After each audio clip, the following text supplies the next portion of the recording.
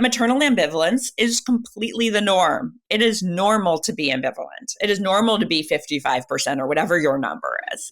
Yeah. But I thought there was something wrong with me, that I was the one that was abnormal for not being sure. And why is that? Because we are told that being a woman means this particular image of womanhood, which is motherhood, equals motherhood. Yeah. And these binaries of Brady Bunch or trad wife, whatever we want to call this end of the spectrum, or childless cat lady, when we know that the actual, actually there's every shade in between those two.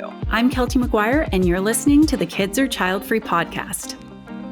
Hello and welcome to the Kids Are Childfree podcast. Today's guest and our conversation were both so much fun. I said to her after, we need to meet up if I'm ever in New York, or if you happen to cross paths with me in Europe, if you're visiting Munich, because I think we could have chatted for days. This conversation did not disappoint. And I recently came across Ruthie Ackerman because I heard that she had written a memoir all about motherhood ambivalence. And of course, DM'd her on Instagram and said, you absolutely must come onto the podcast and tell us about this book you've written and your story of coming into motherhood with a lot of ambivalence, as you'll hear about. Ruthie Ackerman began her writing career with a promise to shine a light on the people, places, and ideas that are too often ignored. After a stint at the New York Times and a few years reporting on the economy for Forbes, Ruthie was awarded journalism fellowships to war-torn Liberia and Lebanon to showcase young people in both countries who were rebuilding their lives out of the ashes of destruction and finding the resilience to push forward. In the decades since, Ruthie has profiled game-changing entrepreneurs and social activists and written extensively about the professional and financial advancement of women. She wrote a piece for the New York Times Modern Love column about her own failed egg freezing, Don't Put All Your Frozen Eggs in One Basket, which became the launching point for her memoir, The Mother Code, My Story of Love, Loss, and the Myths That Shape Us. This also shifted her focus from traditional reporting to personal stories. Ruthie's writing has been published in many publications, including Vogue, Glamour, O Magazine, The Atlantic, The Wall Street Journal, and many more. Most recently, she was the deputy editor at Forbes Women and has a master's in journalism from NYU and lives in Brooklyn with her husband and their daughter. Ruthie Ackerman, I am so excited to connect with you today. And I have to say, your name has been in my orbit for the last little while. I think you've popped up perhaps on a few, thought pieces, opinion pieces, what have you, editorials, over the months and years that I've been doing this work. And yet it was when your brand new book came onto the scene that I thought, we need to get you onto the podcast stat. And so that's what we've done. And so I would love for you to tell us just a little bit about yourself. And then, of course, to share about your wonderful new memoir, The Mother Code. Thank you so much, Keltie, for having me. I'm so excited. It feels so funny to think about the fact that I'm new on the scene because of the fact that I've been a journalist for so many years, writing about other women's stories. So my last sort of formal media job was as the deputy editor of Forbes Women. And so I spent all my time writing about other women's stories. But then in 2019, I wrote a modern love essay that was, they chose the title, Don't Put All Your Frozen Eggs in One Basket. And that was about the fact that my eggs that I had frozen when I was 35, when I went to thaw them when I was 41, those eggs, none of them were viable. And then after writing that essay and seeing the response I got from readers who were writing to me, telling me their own stories, because there weren't a lot of people telling these very personal stories about decisions around fertility and motherhood and all of that, then I was like, oh, there's so many more pieces of my own story, and I need to start writing a book. And so The Mother Code is my memoir, and it came out on May 6th, so I don't know, a month ago. But it was actually many, many years in the making, and I'm really excited to talk more about it.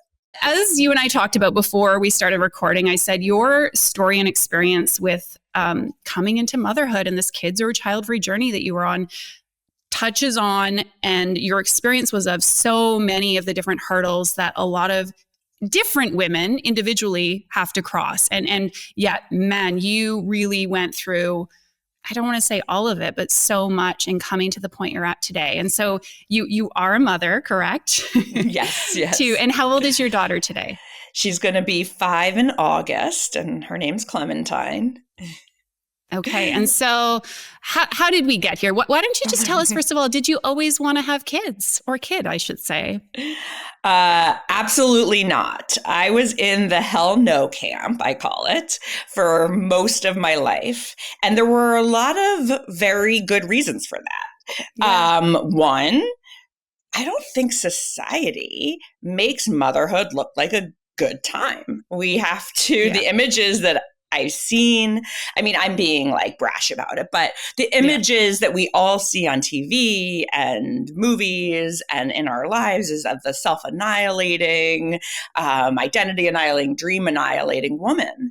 And I just had spent all this time, I mean, I was a women's studies minor, a feminist, spent all this time building up my own identity. And I'm like, now I'm going to throw it all away for a kid. Why? But there was also some other things that were going on in the back of my mind. One is, it's the first line of my book. I come from a long line of women who abandoned their children. And so my great-grandmother, my grandmother, and my mother all abandoned their children in some way, or at least that's what I'd been told. So I was scared, and this is where the title, The Mother Code, comes from. I was scared that I had a flaw in my genetic code, in my DNA, that would make me abandon my child or children if I had any. And so that was one thing. And then the other thing is that I have a half brother who I call Adam in the book, who has a triple whammy of rare genetic disorders. So I was also very fearful of potentially being a carrier for one of those. And so with all of these things in the background, I was hell no about kids in my 20s and early 30s, so much so that I married a man who also didn't want children.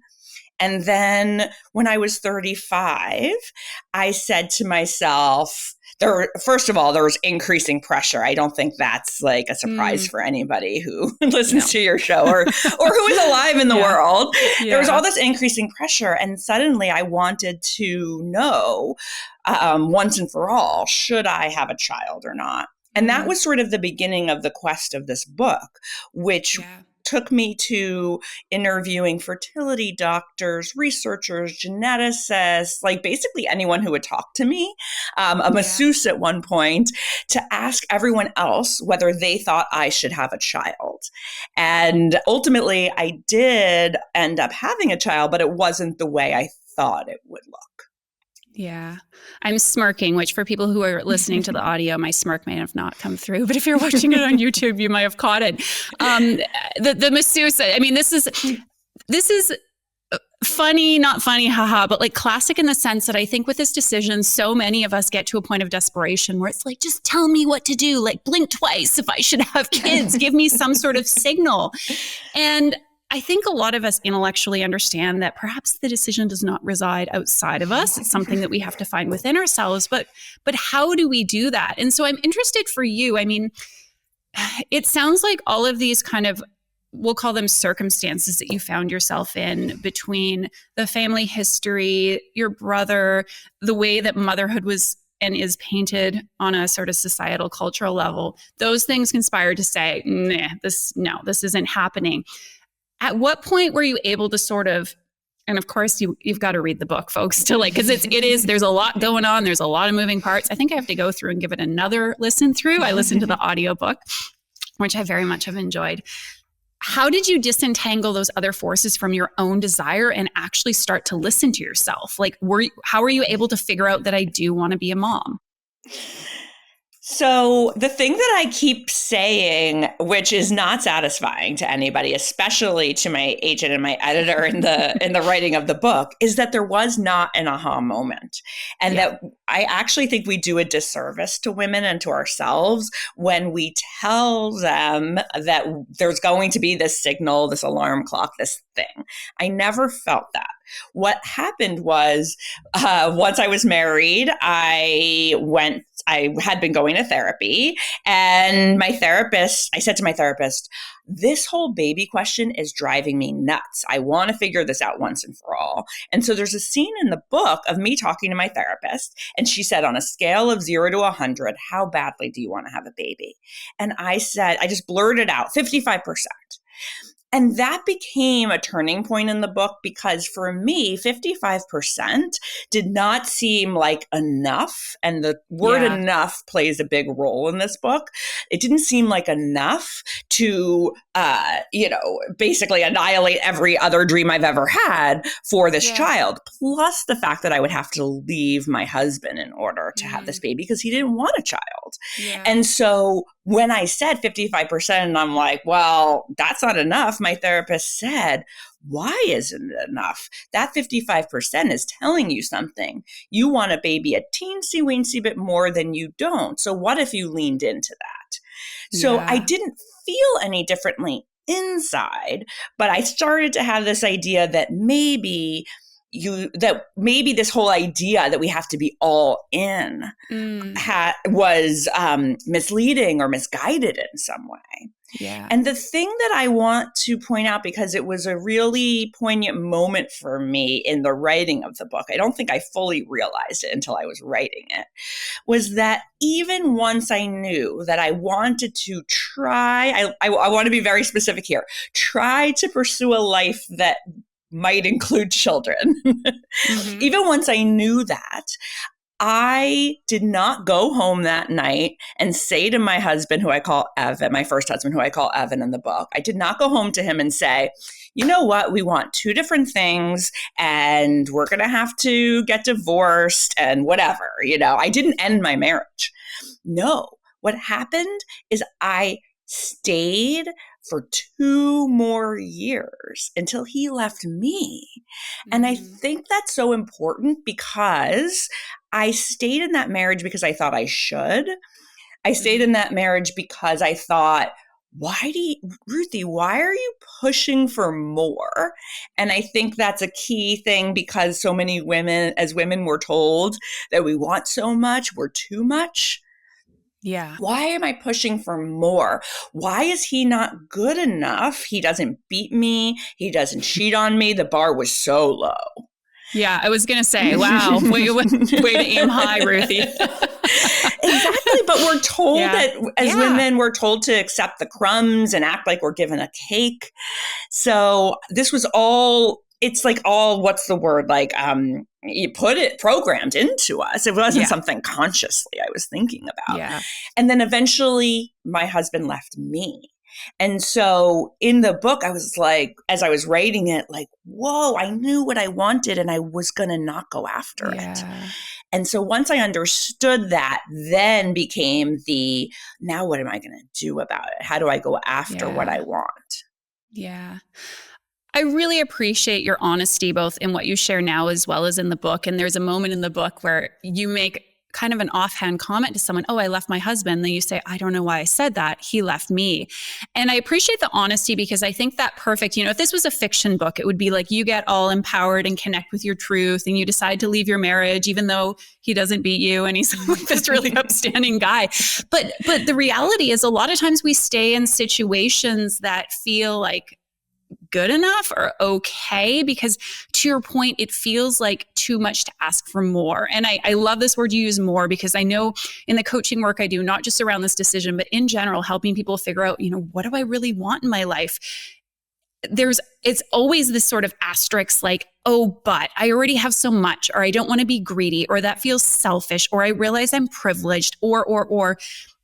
And it's okay to want more, but why do you think as women, we believe that we can't have things be better than they are and that we can't actually have what we want? So this is such a good question, and one I explored in the book. So I just wrote on my piece of paper next to me, punished. So I talk about this word and this feeling of punishment that pervades the book and pervades my life. And now that I've written it, so many women have told me about their own feelings of being punished.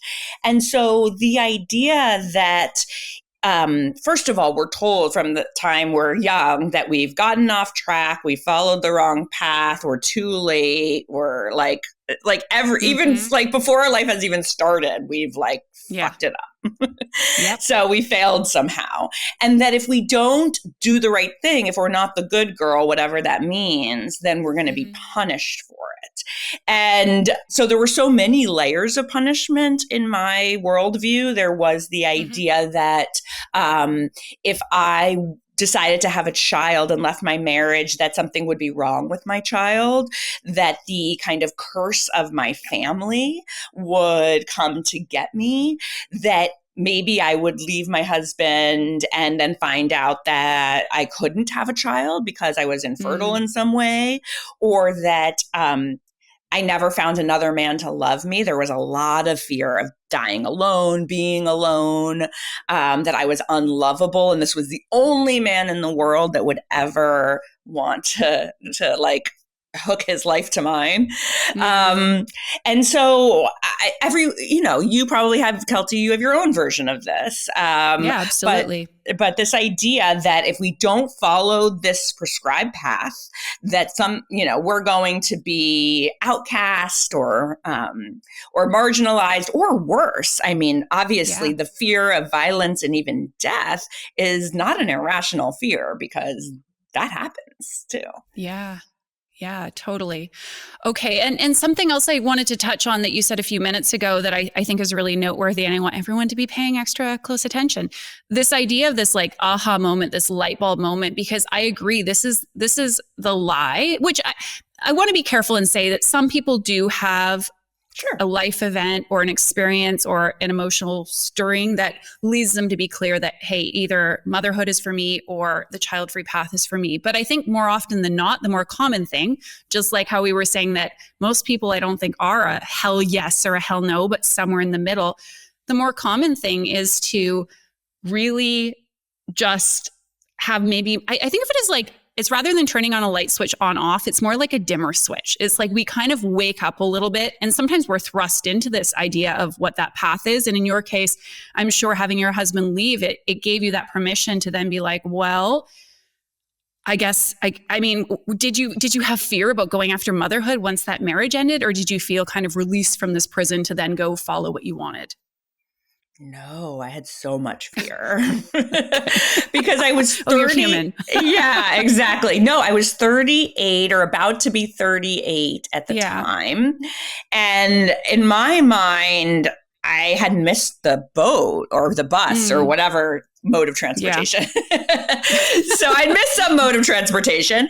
And I don't know about you or where you live, but in New York City, there's this, like, I don't know if it's real or perceived, but like on the apps, like everybody's like, all the women are late 30s, early 40s women desperate for children. And all the men are like trying to like run away from them. I mean, this is like a perception. It's not real necessarily, but in my head, I was like desperate and pining, and the men were like, basically, I was reeking of this desperation, and the men were like, get me as far away from her as possible. And so with this in mind, I decided to date, and I went on 60 dates in 6 months. And that's impressive, by the way. I was like really cheering for you when I heard, I mean, I guess cheering's the right word. When I heard the Audible book, I was like, wow, go Ruthie. Because I was doing the math. I'm like, that's like a full-time hobby for a while there. It was. It really was. Yeah. And one of the things I say in the book is, I had a busy life already with my work and my friends and all of this. So anyway, there was a lot going on, and I felt all of this pressure. And then even once I met Rob, who ultimately became my second husband and became the father of Clementine, it wasn't like, a kumbaya from the first minute we met. He had just gotten out of a divorce. I had just gotten out of a divorce.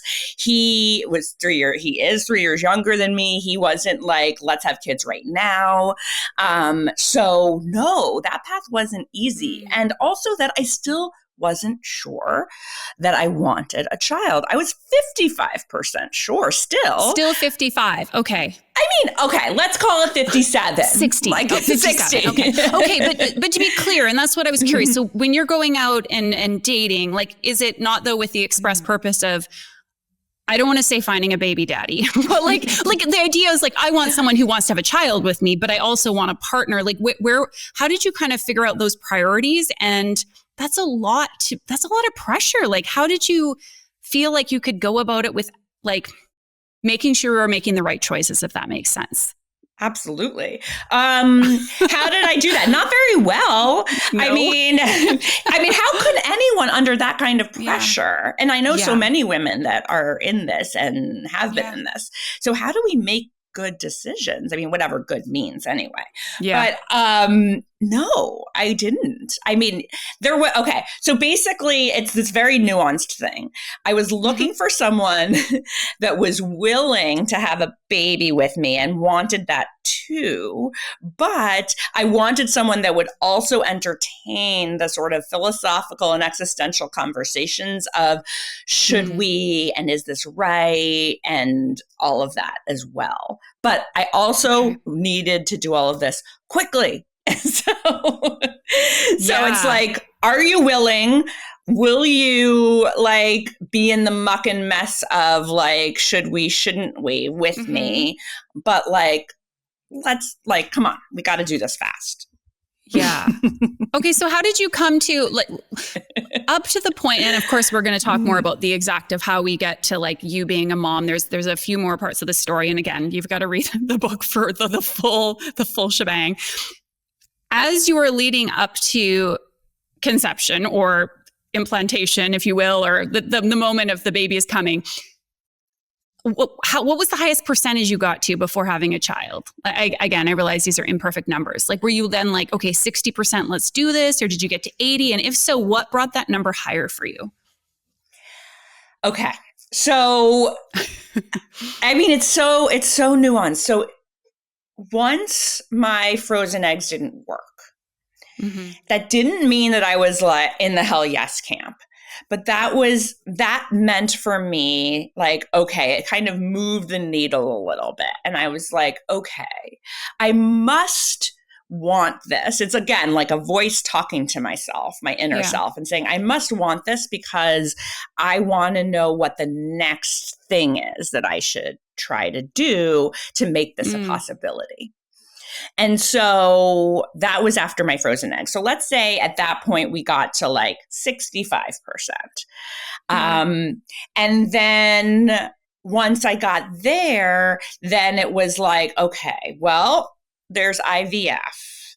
And that's going to cost a buttload, whatever the word is, of money. All the loads of money. And I was feeling like beating myself up because I'm like, I'm about to spend $25,000. By the way, insurance didn't cover it, none of these things. And I also want to say that I was in a privileged place because a lot of people can't afford these things. But whatever. We don't have to talk about all the ways, or if you want to know, I'm happy to talk about the finances of it because I think it's important to talk about the finances of it. But $25,000 for this thing that, again, I was maybe 65% sure I wanted. And then the first round didn't work. And then another round, another $25,000. And that didn't work. And then there was the moment when we went to a new doctor at that point. And the doctors, because I was like, it's the doctor. Something's wrong with the medicine. Something's wrong with the protocol. It's not me. And the new doctor said, if you want to have a baby, and again, I didn't know for sure. But if you want to have a baby, you would need to use donor eggs because with your own eggs, it was a less than 10% chance. It was like a 9% chance. But with donor eggs, it was a 65% chance. So it's a numbers game.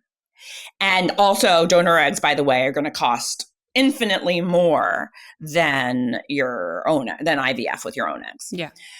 At that point, I would say I was like, well, first of all, that was the reckoning because if I was going to go through finding, at the time I thought finding the person that was going to be my replacement, and we can talk about how that unraveled for me, but like finding my replacement, trying to wrap my head around the fact that the building blocks of my child, or half the building blocks of my child, were going to be from someone else's DNA. All of that, I had to know that I wanted this thing, not 100%. I would say at that point I was 80%. But the thing I want to say is, and again, the disservice we do to ourselves and to women is that before having my daughter, I never got to 100% or even close. Yeah. I got to, I say now I'm 155%, but she's almost 5. Yeah. And I got there through the months and days and years of taking care of her and committing to being her mom. And through that commitment and caretaking, the feeling that I now call love grew. And now I wouldn't trade it for the world. Yeah. But someone asked me, did I make the right decision to have children? And I know that for the me that I am today, I made the right decision. Yeah. But I cannot tell you if I made the right decision for my past self, for the me back then, because she's a different person and she would have had a good life no matter which path she chose. Yeah. This whole idea of there's a right and a wrong path is so debilitating when all the paths can be good ones. I couldn't agree more. And I think, I'm curious, did you get to that point before deciding to have a child of like, I'm going to be okay either way? Or did you get to a point where you're like, I think I'm only going to be okay if I have a child? I did know I would be okay either way. I was trying to figure out which way I'd be more okay. Yeah. And I mean, I don't know. Like, how do you even, it's like one of these things, and I'm sure you encounter this with your clients, that this is an impossible decision to make in a vacuum, like through talking about it, because we can't imagine ourselves into the person we're going to be once we make either decision. Yeah. And I think people forget that the person we will become through whatever decision we make is not the same person making the decision. Or they understand that and they think, okay, well, how the hell am I supposed to choose then if that's not me who's living that? But I really like what you say. And I often speak about like that confidence comes through choosing and through acting and through living. And whether that's being child free or whether that's having a child, it's like, it's over time. And, Sheryl Sandberg seems to not be in the feminist good books these days, but like to lean into our decision. And I think it happens more through force in a sense through parenthood, because it's like, you've got to care for and tend to this child. Whereas being child free maybe doesn't feel like such a shift or life change. But this is where I encourage people with both decisions to really think about and look at what is then possible and what exists in your life that is different than before, because it's through that I think we cultivate confidence. Otherwise, I feel like it's an illusion to be 100% sure, don't you? Or what are your thoughts on that? This like hell yes thing, is that even a real thing? For some people, it might be, but I think yes, for some people it might be. But what I learned in my research for the book, which was again much later than when I was actually making the decision, is that the research shows that maternal ambivalence is completely the norm. It is normal to be ambivalent. It is normal to be 55% or whatever your number is. But I thought there was something wrong with me, that I was the one that was abnormal for not being sure. And why is that? Because we are told that being a woman means this particular image of womanhood, which is motherhood, equals motherhood.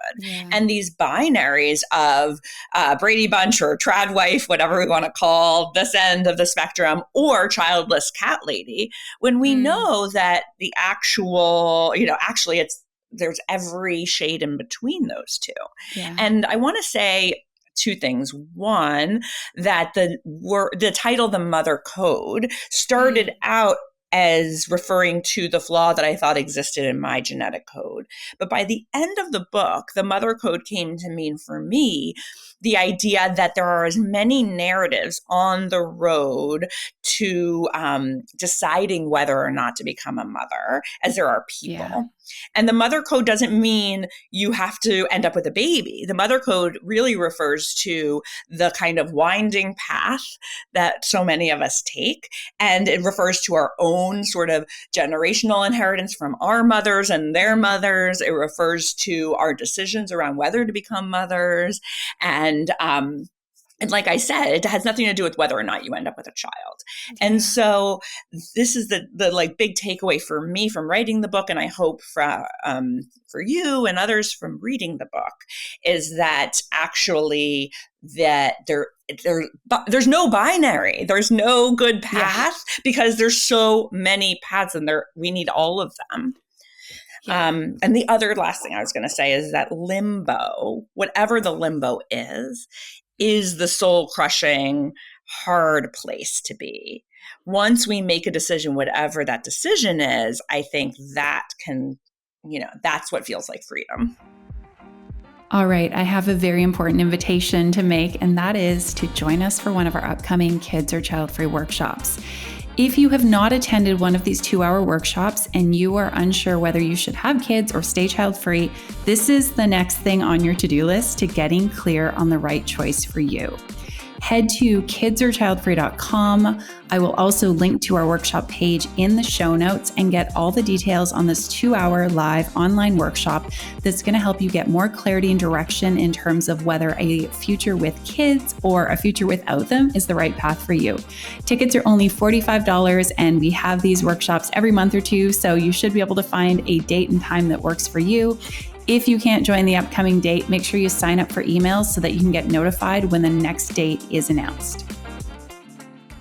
Absolutely. I couldn't agree more. And I do think, everyone listening who's on the fence knows just how angst-ridden and terrible and lonely it is to be uncertain. But I think there's still this belief that whatever they decide will feel worse than that. And I feel like it's almost an impossibility. That's not to say that like parenthood or certain aspects of that child-free choice aren't hard. Certainly they are. It's not without challenges. But there's something, I know for me, even like the most difficult, sometimes traumatic situations I've been in my life, there's something that really, like, you rise to the occasion, most of us, even if it's done really messily, right? Like, but you're in it. It's like being in the eye of the storm as opposed to watching the storm coming towards your home.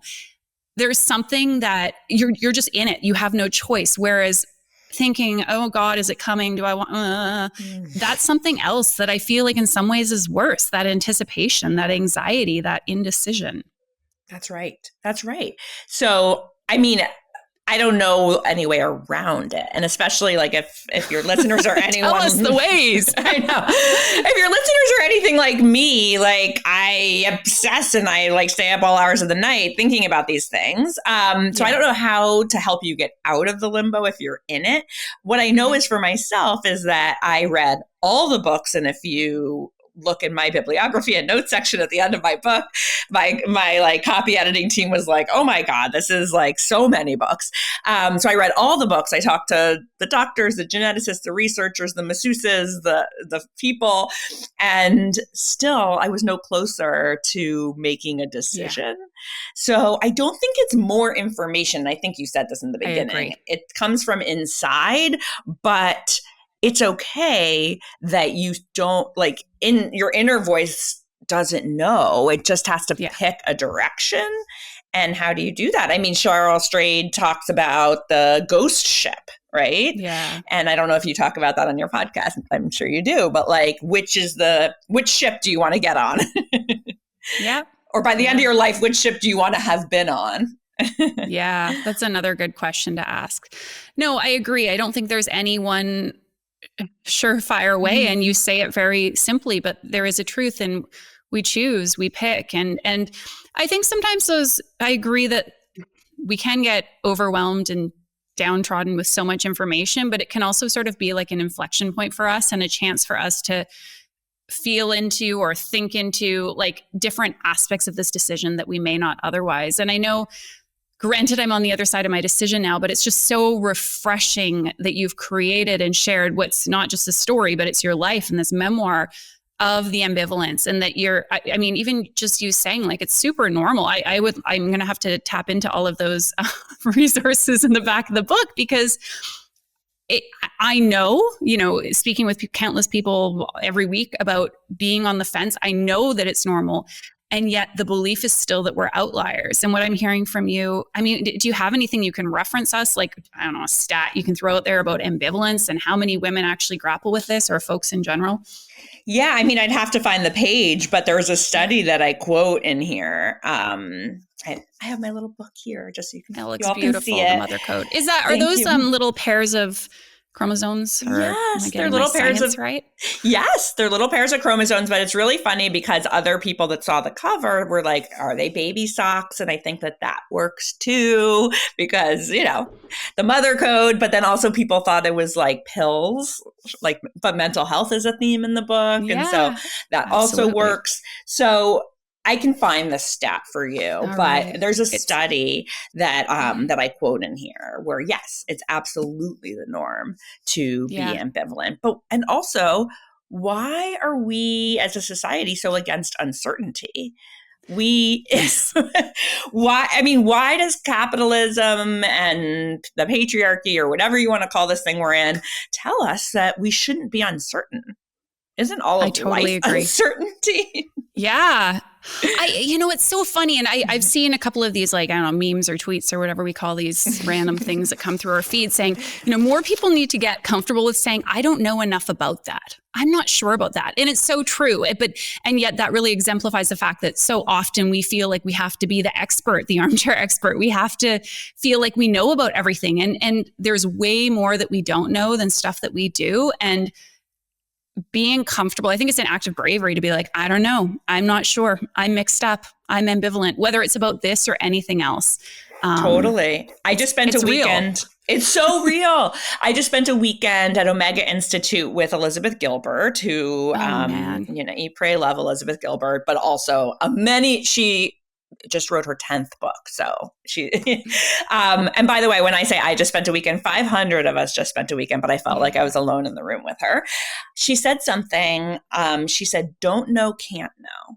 And that was so beautiful to me. This idea that we don't know the outcome and we can't know the outcome, and that's okay. And that if Mm-hmm. we just figure out how to live with that, don't know, can't know, and be okay with the mystery of it. And when it comes to the child or child free question, not to let yourself be in the limbo for too long. So how do you both appreciate the don't know, can't know, and then also just start walking down a path, knowing Yeah. that path will open up new worlds to you without knowing what those Yeah. worlds are? Yeah, absolutely. I mean, it makes me think, and I want to talk a little bit about in particular, female biology, for those of us who have that identity, that, you hear from a lot of people, and I felt this way, like, if only I had another decade. And I feel like that's such an illusion, because you're always going to want to have had that additional amount of time. And so as much as it can suck and we can say, oh, it's unfair, and we expect that we need to do all these different things in life before we have children, in a way, it would never be enough time. Like, in a way, it's maybe good that our hand is forced, so to speak. And people listening, please don't get angry, because I know it sucks right now that you feel like you have to make this choice. But otherwise, we probably wouldn't ever choose. That's right. Let's talk a little bit about eggs, okay? Specifically our reproductive biology. And I want to talk, first of all, just briefly about you freezing your eggs. And this was something that you had done when you were in your first marriage, correct? It is, yeah. And was that the thinking was like, this is insurance for me in the chance that I decide to have kids? Was that the idea? Yeah. I mean, I think two things were going on. Okay. One was, I mean, this goes to my maybe irrational brain, but I was like, what if Evan gets hit by a truck and he's dead? Will I want the option to have children to still be open to me. Okay. So there was like this very, I don't know, irrational or whatever fear of like, do I want to keep these options open? Yeah. The other piece of it is that I thought I was trying to preserve my fertility. And yes, there was a piece of that. But I was also trying to freeze time. I needed more time, and we were just speaking to this. I felt like I needed more time to make this decision, and that freezing my eggs would freeze time so I could figure out whether this marriage was going to work for me or not. But as I said earlier, I froze my eggs and I still couldn't figure out whether the marriage was going to work. So it wasn't about time. Like he forced my hand eventually by leaving me. Yeah. And so how old were you when you froze your eggs? I was 35 when I froze them, which is supposed to be the the last hurrah, like freeze them by the time you're 35. Been there, done that, like last hurrah for making the decision for all the things. Like I have to have the rest of my life figured out by 35. And I believe you mentioned this, and if this is a spoiler, we can cut this bit, but none of the eggs were successful as far as being able to be used and that were okay.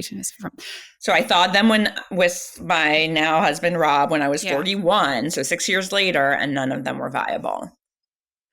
Let's talk about this because, I mean, I've had a couple of people on the podcast, one of whom her name's Sophia Seymour. She actually is in the UK and has a really cool Guardian documentary called Harvest. And she, in the last year or so, froze her eggs with the thought of, I'm not sure if I want to have kids and kind of this buying myself time. And of course, it remains to be seen when and if she will use them or want to use them. And I had another guest, a friend of mine, Carly Church, who froze them when she was single, subsequently met a partner and has had a child now with those frozen eggs. I always am a little bit, when people tell me they're on the fence about kids, and I understand sometimes there's circumstantial things that like, okay, maybe you're not sure you want to stay in your marriage, or perhaps you don't have a partner and you'd like to have a child while partnered. I understand that there are sometimes good reasons for a person to do that. And I also am a little bit reluctant. Like I would never counsel or advise someone that this is a good tactic for postponing your decision. Like, well, just go freeze your eggs and then you'll buy yourself time to figure this out. And that's for a few different reasons. I mean, at its most simple, I think you just, what's the saying? It's like you throw it down the line, so to speak, till later. You're still going to have to address this decision. But I also think, and in your case, it sounds like there's a bit of a false bill of goods being sold. And do you feel like do you think it's being sold or marketed as like, well, just freeze your eggs? I hear people talk about this all the time, just freeze your eggs. And is that a fair assessment of what this entails and what the outcomes are? No, it's absolutely not. So I want to say this. I froze my eggs when I froze my eggs in 2013, which was the first year that the procedure was no longer experimental. And that's really important because one, the type of freezing technology they were using at the time was different. Two, the way egg freezing was being talked about was completely different. And the science of it was also different because there had only been 500 births worldwide when I froze my eggs. It's so new. 2013 is not that long ago. That's insane. I know, but in some ways it's ancient history, but in some ways it's not that long ago. It makes me feel old when I think about like 2013 being forever ago. But one of the things that I think about is the way back then it was marketed on Twitter or whatever we're calling Twitter now. And there was these social media campaigns saying things like, oh, go have your adventures. Your eggs will be here waiting for you when you're ready. And this sort of idea of egg freezing as an insurance policy. And so I was shocked when my eggs didn't work. But what I have come to find out from talking to doctors, from doing some more research, from reading the fine print, is that this is not shocking at all, actually, that the majority of eggs, when they're frozen, don't work. Eggs are very fragile. There's lots of reasons for this. It's much better to freeze embryos, but then you need to know whose sperm you're going to use. I mean, there's a lot to this. And I actually just wrote a big piece in the Wall Street Journal about this idea. I can send you the link, but about that'd be amazing. about this whole topic and about the finances of it and about the messaging of it. So what I said in that article is that when you have the hope and desperation of an individual like me, that collides with this medical industry that tries to like hype the science of the procedure, it's a recipe for disaster. Because on the one hand, no matter what the doctors told me, I think I would have believed I would have been the lucky one.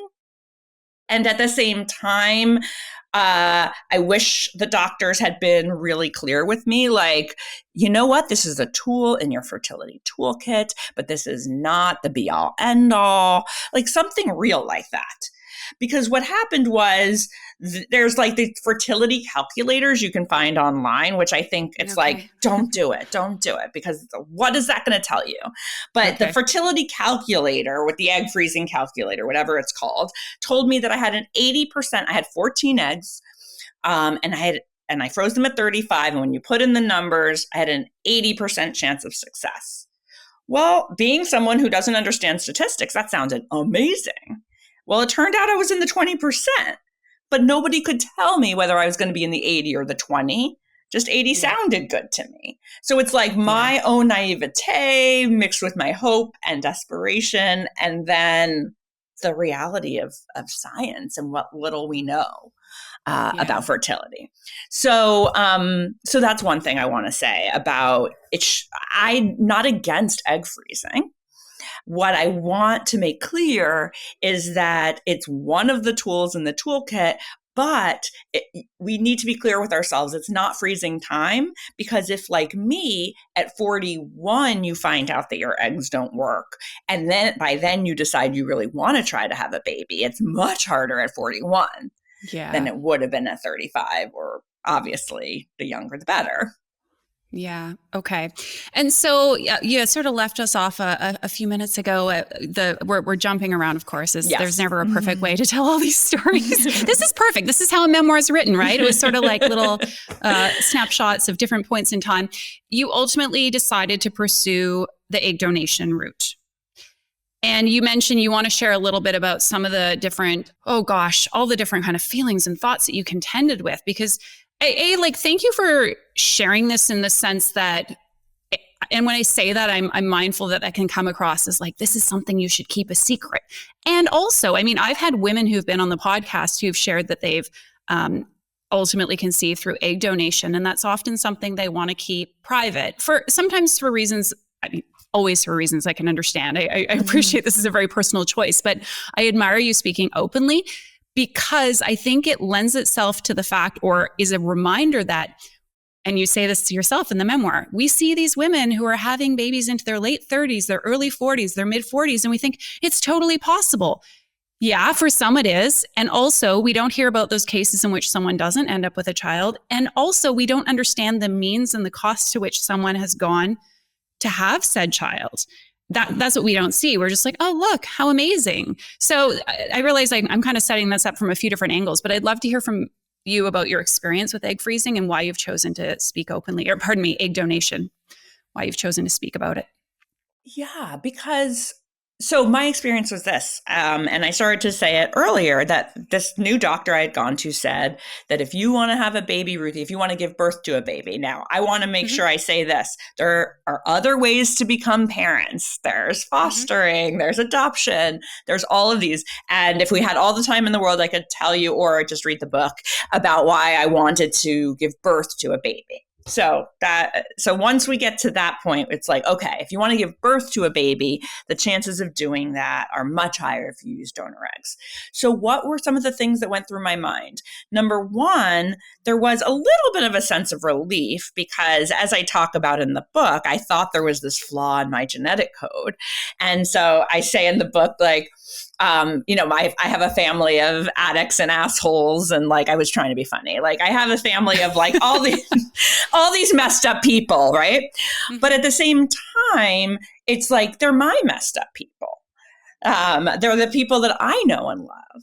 Like, we all have those people. So it was like the devil I knew versus the devil I didn't, meaning like, okay, if I used my eggs, my child would be messed up in its own way that I understand. Now, if I use a donor egg, they'll be messed up in some other way from some other person's history.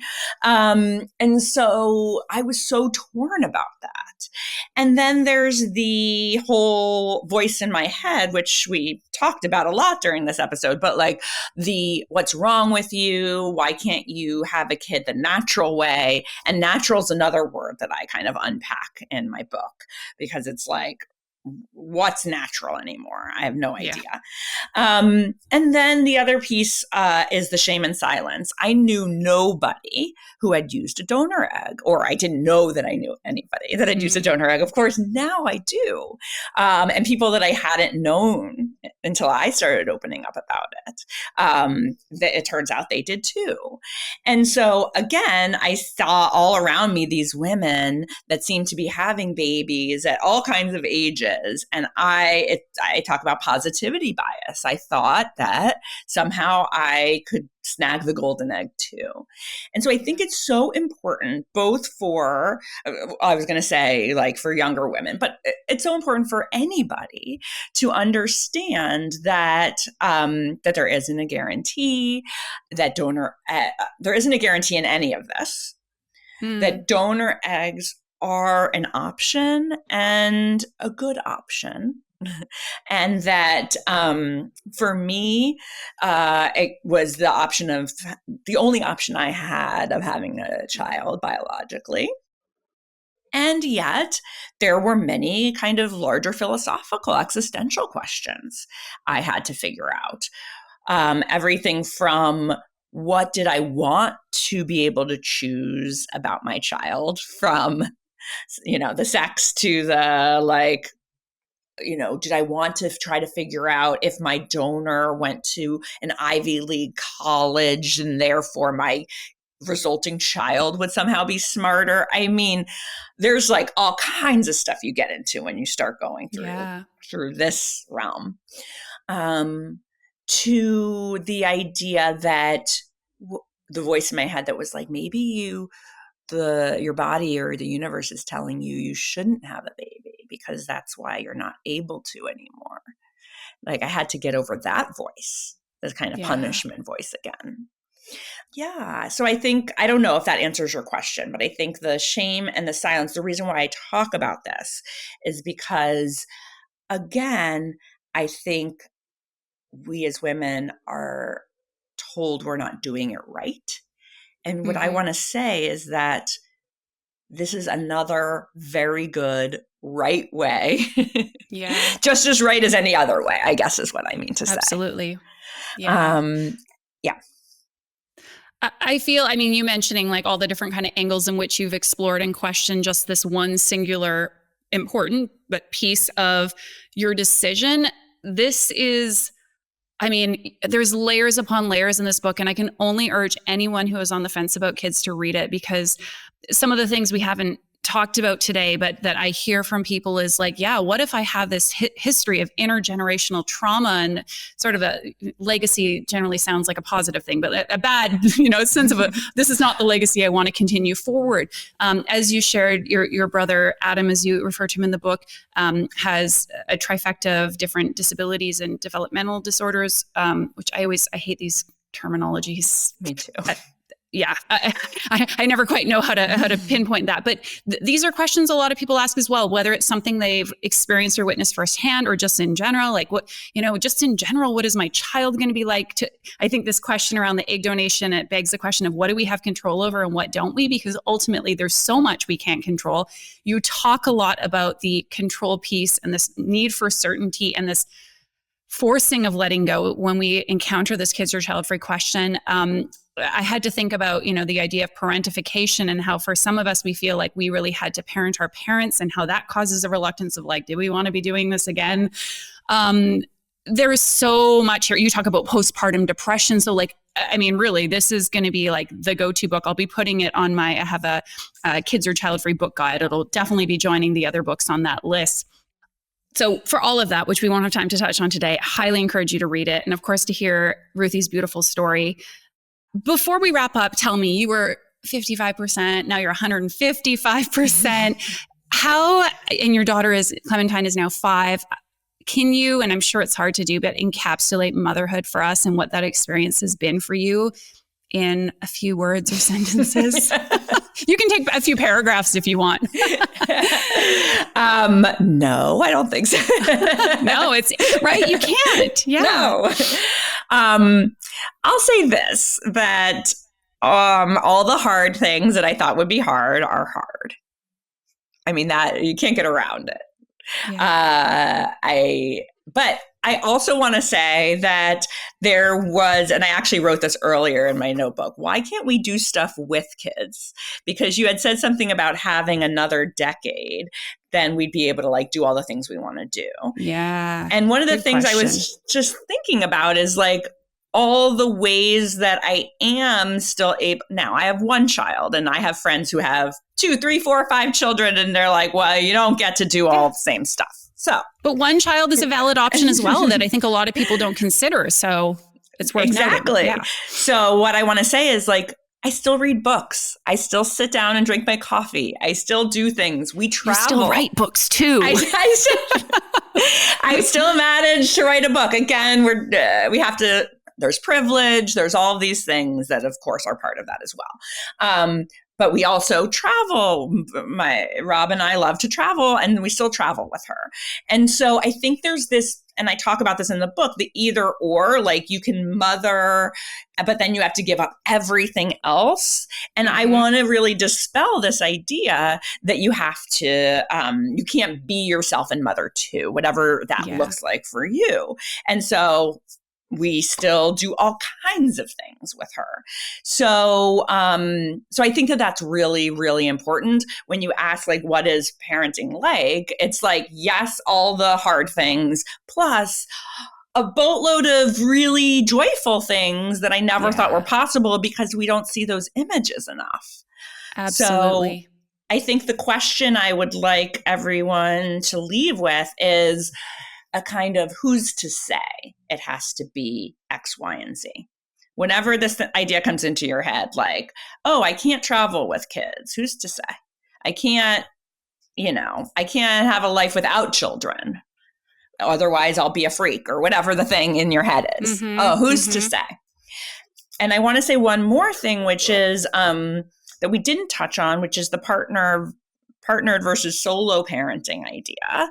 Yeah. And I do address this a little bit in my book.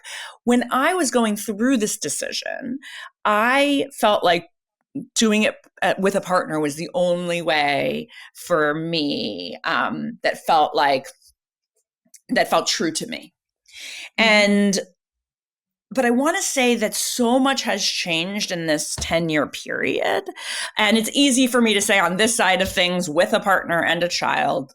But now that we have these communities on social media, there's so many podcasts about solo parenting. I know so many of friends and other people who are solo parenting, Reddit threads, whatever.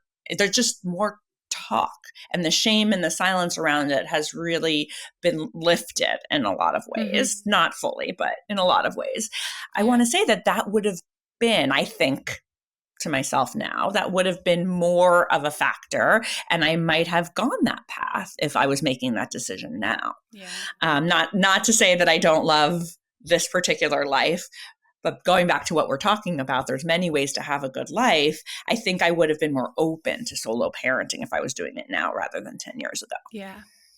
Yeah, and I appreciate you saying that in the sense that some people listening may also feel like, when we talk about being 55% or 70%, to me, it's like it signals there's an opening. There's a sense there of, oh, I want to explore this further and perhaps take a next step. And that next step, if you're single, does not have to be then finding a partner to have a child with. It may well be that may be the way forward that you see, but there's a question that you explore in the book that I thought was really powerful, and it's something I talk to a lot of my clients and listeners with, is like this idea of versions of motherhood. And so really exploring like, what would you like your version or various versions of motherhood to be? And like, what kind of openness do you have? Can you see a potential path as a solo parent? Maybe not. Maybe your version of motherhood is only doing it this one way, just like for you, having and birthing this child was the version of motherhood that you saw as that best fit for you versus these other ones. But I think it's important just like you were saying, like, says who you have to have a child with a partner and it needs to look like X, Y, and Z. It could look like something else. And I think cultivating that openness,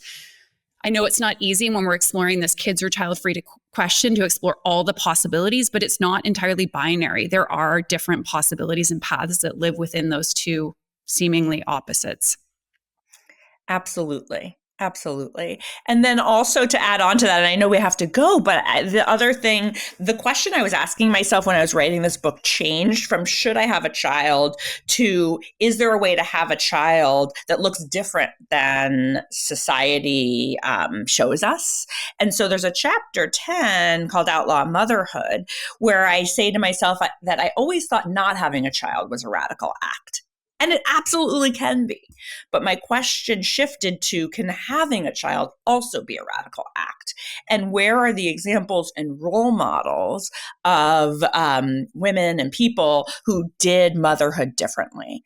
And so I started reading, it's all in the bibliography, but Toni Morrison, Barbara Ehrenreich, there's tons of models that were not shown in our patriarchal capitalist society of especially women from Black, brown, and queer communities that had always been forced to pursue alternative shapes to life and motherhood. Yeah. And so I loved, that was part of my aha, I think.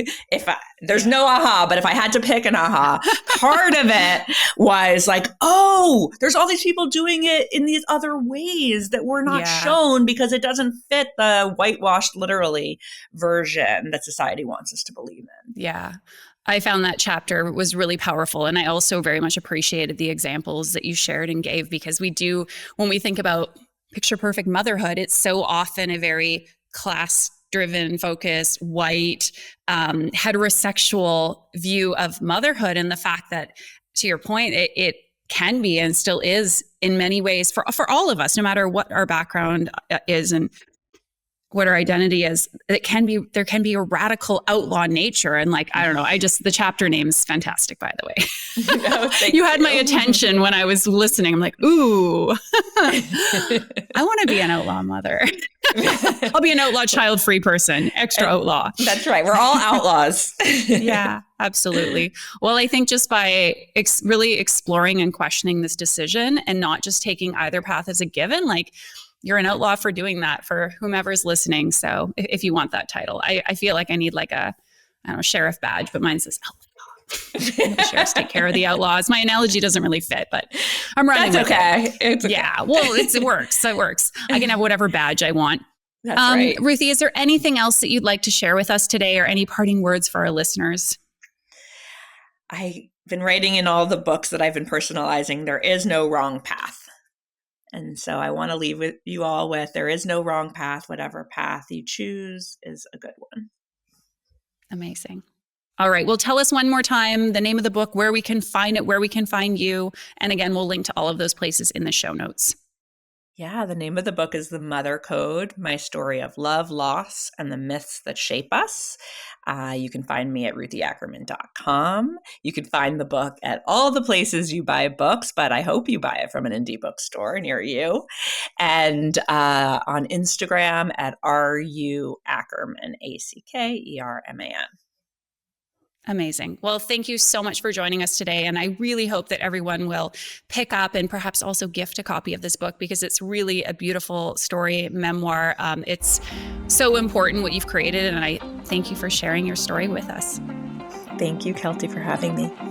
Okay, now that we've wrapped up today's conversation, this is the part of the episode where I tell you that you need to subscribe, rate, and review the podcast. And you really need to do that. And I'm going to tell you why. And that is because one of the big ways that people find and discover new podcasts like this one is through reviews. So if you yourself can go say what you loved about this podcast, why people who are on the fence should tune into the Kids Are Child-Free podcast, that's going to help other people who are also wondering, should I have kids or stay child-free, to discover us. Thank you in advance for doing so. I will be featuring some of the reviews in upcoming episodes, so maybe I'll share yours. You never know. I hope you have a wonderful rest of your day, and I'll see you back here soon for our next episode.